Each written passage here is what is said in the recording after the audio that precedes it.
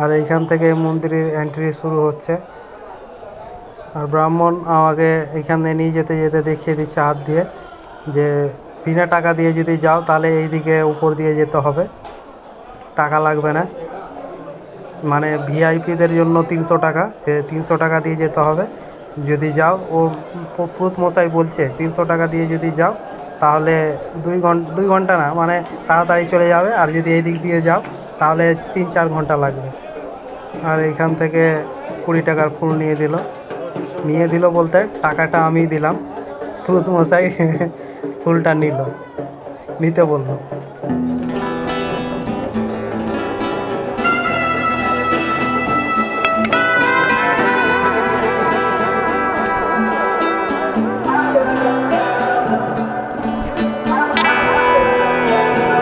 আর আমি এখান থেকে ফুল নিয়ে এগিয়ে চলাম সামনের দিকে। এইটা হচ্ছে 300 টাকার কার্ড।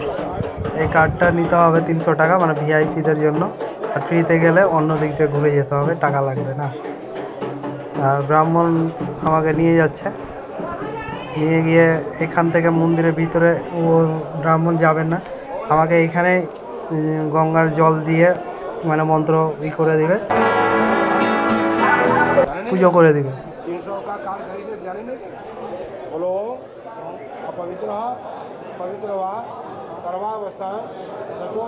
আর এখানে ব্রাহ্মণ মশাই মন্ত্র পড়ে দিতে মানে বলবে এটা যে হ্যাঁ তুমি কত টাকা দিবে দক্ষিণা হিসেবে, তুমি যত টাকা দিবে ততটাই খুশি। কিন্তু বাস্তবে সেটা না, ব্রাহ্মণ চেয়ে নেবে। আর এখানে পুজো দেওয়ার পরে আমি সবার শেষে লাইনে দাঁড়িয়ে আছি, সবার শেষ। আর পিছনে দেখতে পাচ্ছ লাইন কত বড় আছে, পিছনে উপরে। আর এটা ভেবো না ওই উপরে গেলে লাইন শেষ, মানে এত জনই আছে। সামনে দেখতে থাকো কত দূর পর্যন্ত আছে।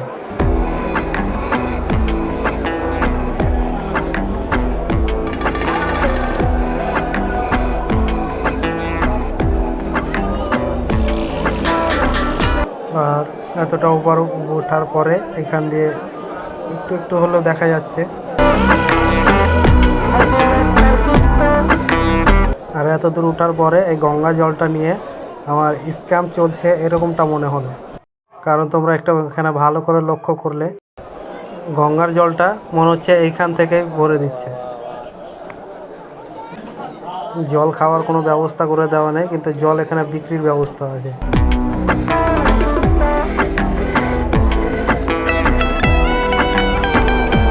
আর তোমরা যদি মনে করো টাকা দিয়ে আর ফ্রিতে যে ঢোকার ব্যবস্থাটা সে আলাদা আলাদা করা আছে, একদমই নয়। এই দেখো জেনারেলে, আর এই দেখো টাকা দেওয়া, আর যাচ্ছে ওই এক জায়গাতে। এই দেখো দুটা লাইন, সামনের দিকে দেখো একটাই লাইন। আর এখানে শেষে লাইনের শেষে যে ক্যামেরা করে দেখাবো সেটা মানে এই ছিল না, এতটা ভিড়ের চাপ, মানে কি বলবো, বলে বোঝানো সম্ভব না। আর দেখতে হবে এটা হচ্ছে শিব মন্দির, আর এই পাশেই আছে পার্বতী মন্দির এটা। আর ওই শিব মন্দিরে ঢোকার জন্যই শুধু গেট করা আছে। তোমরা যদি চাও যে পার্বতী মন্দির, কালী মন্দির, দুর্গা মন্দির, আরও যতগুলো মন্দির আছে সবগুলোতেই তুমি ঢুকতে পারবে বিনা লাইন ছাড়া। পশ্চিম গেট দিয়ে আসতে হবে, কিংবা আরও অন্য গেট দিয়ে আসতে এই বাকি মন্দিরগুলোতে ঢুকতে পারবে।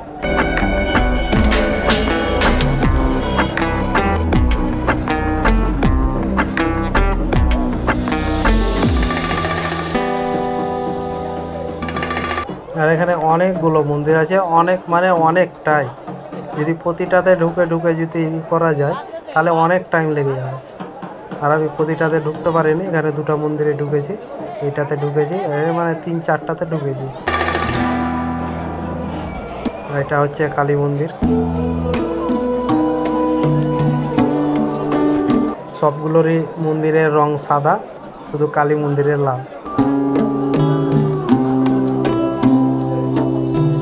আর এতক্ষণে আমি গেট খোঁজার চেষ্টা করছি যে বাইরে বেরোবো।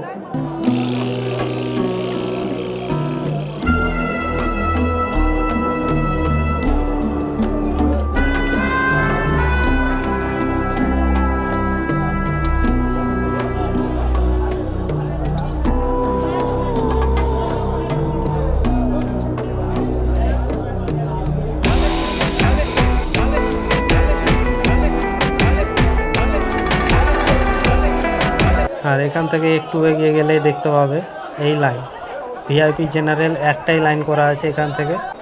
আর জেনারেল লাইন হচ্ছে এটা,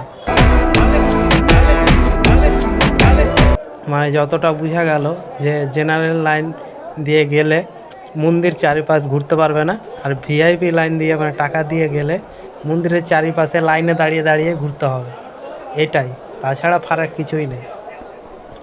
আর সময়ের ব্যাপার ওই আধ ঘন্টা 1 ঘন্টার ফারাক থাকে, যে 1 ঘন্টা আধ ঘন্টা এটাতে বেশি লাগবে আর এটাতে কম লাগবে, কিন্তু একবার ভেবে দেখো টাকাটাও কম নয়। আমাদের কাছ থেকে 300 নিয়েছে, কিন্তু মা বাবা যখন গেছে ওরা বলছিল 600 টাকা নিয়েছে। আর এই গেট দিয়ে বেরিয়ে আসার পরে এখানে আছে পণ্ডিতজির রুম নেওয়া আছে, দেব দর্শন। আর ওখানে পুজো শেষ করে আমি বেশিক্ষণ দাঁড়াইনি, কারণ রাস্তাতে অনেক ভয় মানে সমস্যা মনে হচ্ছিল আমার। খাওয়ার জন্য একটা হোটেলে দাঁড়ালাম, সবজি ভাতই ছিল, কিন্তু মেন বিষয় ছিল ওখানে আমি যখন ঢুকলাম তখন ভাত শুধুই মাত্র চাপানো শুরু করেছে। আমি দেখলাম না, এখানে দাঁড়ালে অনেক টাইম লেগে যাবে। আর পুজোর কিছু জিনিসপত্র কেনাকাটা করে বেরিয়ে পড়েছি। কিছুক্ষণ আগেই বেরিয়ে পড়েছি, আমার ক্যামেরায় চার্জ ছিল না, তার জন্য চার্জ দিয়েছি, যেটুকু আমি দেখাতে পারিনি মন্দিরে থেকে বেরোনোর সময়টুকু। তো যাই হোক, এরপরে আবারও কোনো দিন আসবো, সেদিন দেখা যাবে।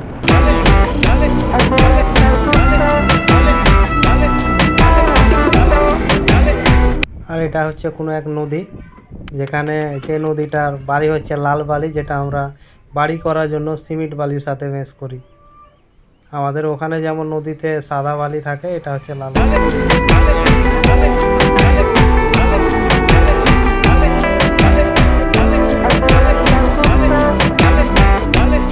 তো অনেক দেখা হলো, এবার এগোতে হবে। আর দেখতে পাচ্ছ আমার গাড়িতে তেলও শেষ হয়ে গেছে। আগে পেট্রোল পাম্প ছিল, আমি তেল ভরে নিই, ভাবলাম এরপরে ভরবো, আর এখানে তেল ফিউল শেষ হয়ে গেল। দেখা যাক সামনে কত দূরে পেট্রোল পাম্প আছে। এই জায়গায় পেট্রোল পাম্প পেয়েছি, আমি তেলও ভরে নিয়েছি। আর এই রাস্তা দিয়ে আমি ভুল রাস্তা দিয়ে চলে গেছিলাম, ব্রিজের উপর দিয়ে গেছি, কিন্তু ব্রিজের পাশে নিচ দিয়ে যেতে হতো, ডান রাস্তা দিয়ে। উপর দিয়ে যাওয়ার জন্য আমাকে টাইম লেগেছে অনেক, আর একটু রাস্তা গুলিয়ে গেছিলাম। আর বাম পাশে দেখতে পাচ্ছ সুন্দর দৃশ্য দেখে আমার একটু লোভ মনে হয়েছে, তার জন্য ভাবলাম আর একটু দাঁড়িয়ে দেখে নিই। আর তোমরাও দেখতে পাচ্ছ সানসেট, খুব সুন্দর। জানি না তোমাদেরকে ক্যামেরায় কেমন লাগছে, কিন্তু এই জায়গাটা আমার মানে কি বলবো, খুবই সুন্দর লেগেছে।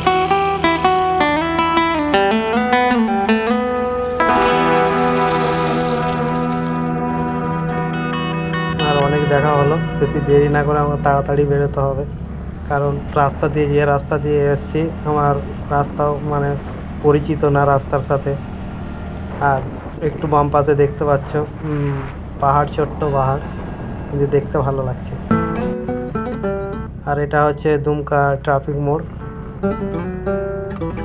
যদি এখান থেকে মায়াপুর যাওয়া যায় তাহলে এই সামনের দিকে ডান দিকে রাস্তা দিয়ে যেতে হবে, আর কিন্তু আমি যাব বাড়ি, তার জন্য বাম দিক দিয়ে রাস্তা দিয়ে বেরিয়ে পড়ব।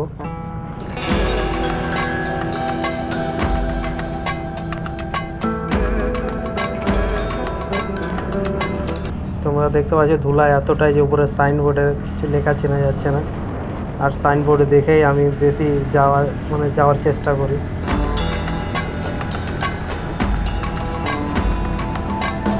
আর এখন ঘড়িতে টাইম হয়ে গেছে 5টা 35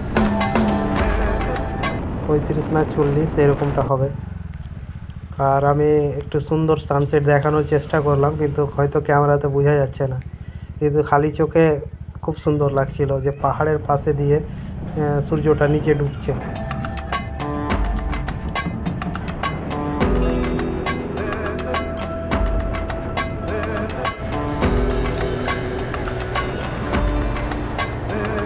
সন্ধ্যার সময় তো জায়গাগুলো অনেক সুন্দর লাগছে। আর এরকমটাই গাড়ি চালাতে চালাতে সন্ধ্যার পরে রাত হয়ে গেল। যতই চেষ্টা করলাম যে ঝাড়খণ্ডটুকু পেরিয়ে যাব রাত লাগতে কিন্তু হলো না। আর অনেক দূর গাড়ি চালাতে চালাতে পিপাসা পেয়েছে, আর আমার জলও শেষ হয়ে গেছে। এখানে একটা জলের বোতল নিয়ে আবার গাড়ি চালু করেছি।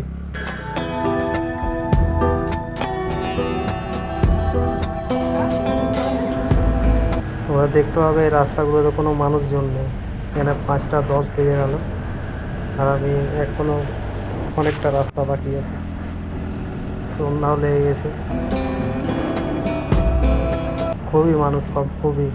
আর এটারই ভয় হচ্ছে আমার, কারণ আমি রাস্তা জানি না, এখানকার মানুষ কেমন। খুব অল্প গাড়ি চলছে।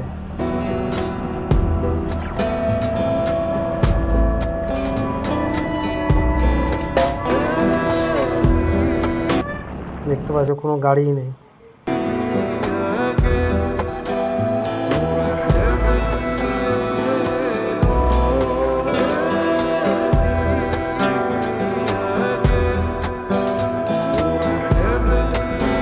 আর এত দূর রাস্তা চালানোর পর ভয় কাটিয়ে কাছাকাছি ঢুকেই গেলাম।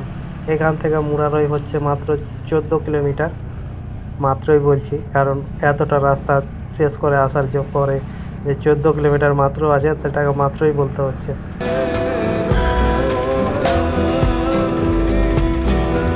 আর যেহেতু ঝাড়খণ্ড শেষ করে ওয়েস্ট বেঙ্গলে ঢুকছি, সেহেতু রাস্তা দেখে নাও,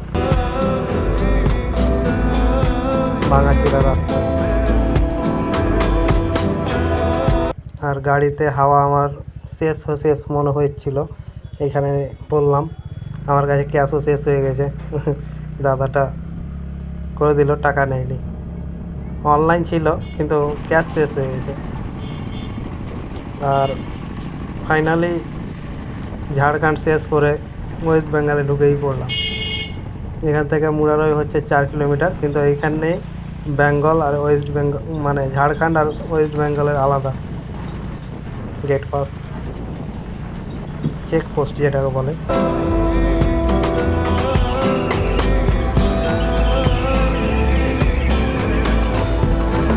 আর যেহেতু আমি ওয়েস্ট বেঙ্গলে ঢুকে গেছি, সেহেতু রাস্তাটা দেখে নাও, মনে হচ্ছে গাড়ি ভেঙে যাবে।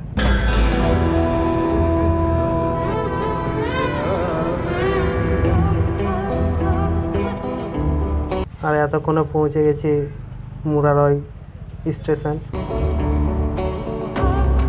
14 কিলোমিটার গাড়ি চালিয়ে যতটা হাঁপিয়েছি, এতটা গাড়ি চালিয়ে হাঁপাইনি। এখানে একটু দাঁড়িয়ে জল খাবো, দিয়ে আবার বেরিয়ে পড়বো এখান থেকে। আর এখানে টাইম হচ্ছে 7টা 25। অনেক হলো আরাম, অনেক হলো দেখানো, আর বাড়ি যেতে হবে। জলও খাওয়া হলো।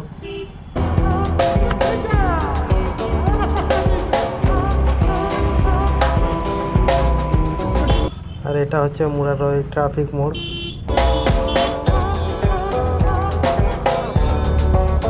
মুরারই শেষ করে দিলাম, মানে মুরারই পার করে নিলাম। এবার ঢোকার পড়লাম হিয়াতনগর। হিয়াতনগরও শেষ হয়ে।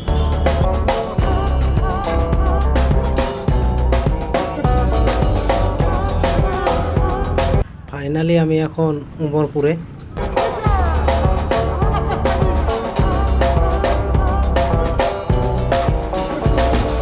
ফাইনালি বাড়ি পৌঁছেই গেলাম।